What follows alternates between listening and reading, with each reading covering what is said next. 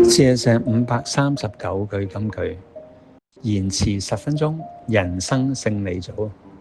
嗱，琴日咧同大家講咗自律成就人生，講咗呢個最出名嘅棉花糖研究啊嚇，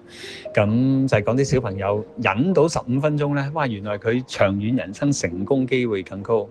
嗱，今日想講啦，後續咧好多西方心理學再做咗啲相關嘅研究嚇，咁其中一個好出名咧就係2011年一個心理學家 Terry Moffitt， 佢就跟蹤咗紐西蘭一共1037位小朋友，由佢出世跟到佢32歲，哇！真係好犀利呢個研究嚇，首先佩服。就研究呢個小朋友一路佢嗰個自我控制嘅能力，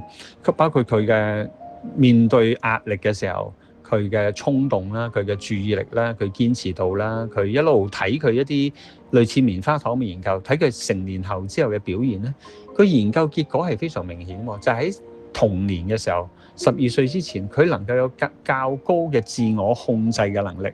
即係唔會俾即時嘅慾望控制晒佢一生咧，嗰個能力咧，佢成長之後，第一個身體更加健康。對物質嘅依賴，嗰個成癮症嘅機會更低，個財務整體狀況係比較健康一啲嘅，比較少要問財仔借錢啊，或者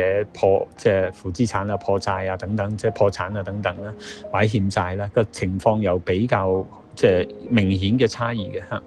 咁所以呢個咧就佢提出咗一個叫執行功能嘅一套理論，就係講當我哋嘅目標好清晰。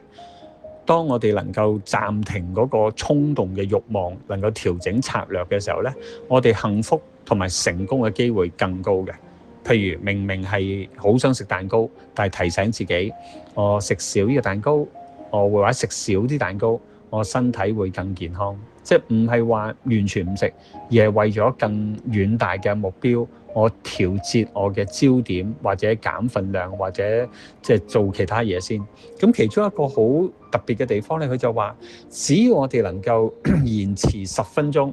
我哋有策略性地，譬如見到個蛋糕啊，我飲啖水先，或者同人傾偈先啦，跟住可能唔記得咗嘅喎。咁佢就話呢個係一個注意力嘅管理。譬如如果你發覺你每日睇手機睇得太多，你將部手機收埋喺張台裏邊啦，或者個櫃桶裏邊啦，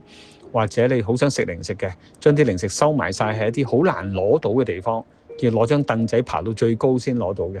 又或者好想買啲某些東西咧，同自己講我等10分鐘啦，我飲啖水先，我瞓下覺先。佢係唔好睇少10分鐘喎，呢10分鐘係能夠 shift 咗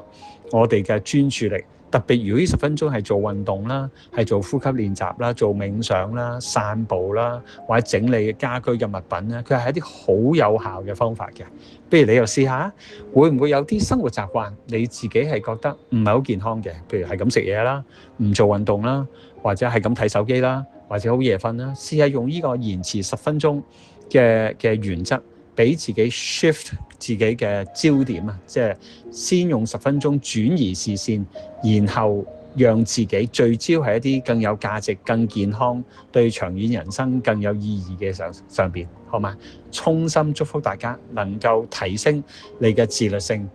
透過有效轉移你嘅注意力，專注喺對自己長遠生命更有價值，而唔係只係一個即時快感嘅事情上邊。衷心祝福大家更加健康。Thank you。